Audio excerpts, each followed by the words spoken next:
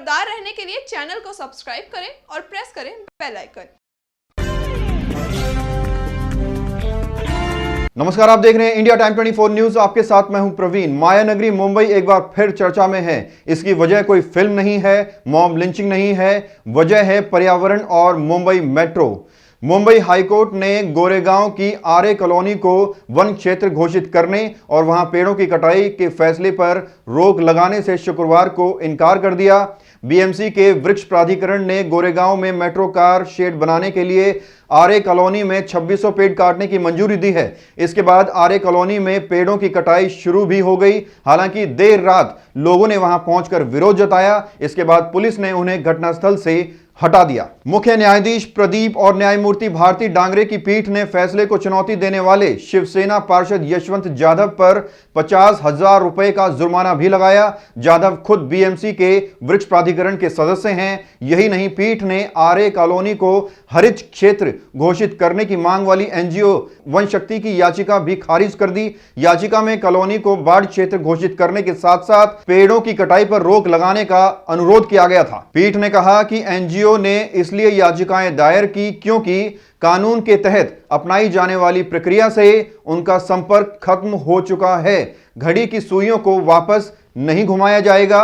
हम कोई टिप्पणी नहीं करना चाहते क्योंकि याचिकाकर्ताओं को अब उच्चतम न्यायालय जाना है। पीठ ने कहा कि पर्यावरणविद न केवल धारा के विरुद्ध जा रहे थे बल्कि गुण दोष के आधार पर भी अपना पक्ष रखने में नाकाम रहे। पीठ ने याचिकाकर्ता की उन दलीलों पर भी ध्यान दिया जिसमें कहा गया था कि बीएमसी ने संजय गांधी राष्ट्रीय उद्यान में 20,900 पेड़ लगाए हैं। उसने कहा कि यह उच्चतम न्यायालय और राष्ट्रीय हरित अधिकरण के समक्ष लंबित है। पेड़ों की कटाई के विरोध में लोगों ने धरना प्रदर्शन किया। बाद में पुलिस ने भी भीड़ को काबू किया।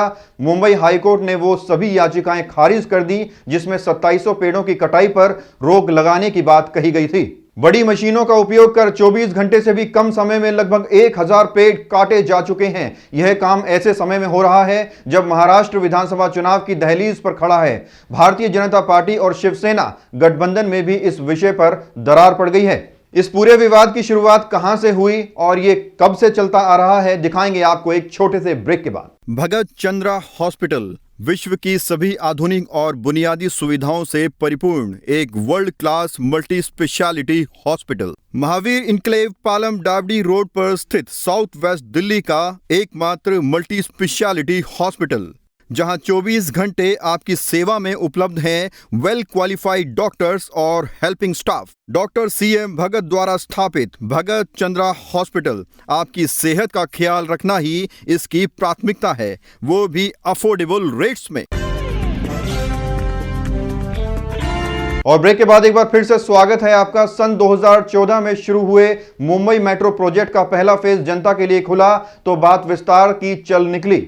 विस्तार के लिए अब जरूरत पड़ी पार्किंग शेड की। 23,136 करोड़ रुपए की लागत से फ्लोर स्पेस इंडेक्स निर्माण को कहीं जगह की आवश्यकता पड़ी तो मेट्रो परियोजना से जुड़ी कंपनी को मुफीद लगी फिल्म सिटी गोरेगांव वाले इलाके की। बीएमसी से 2600 पेड़ काटने का आदेश हुआ तो पर्यावरण प्रेमी जनता खुलकर विरोध में आ गई।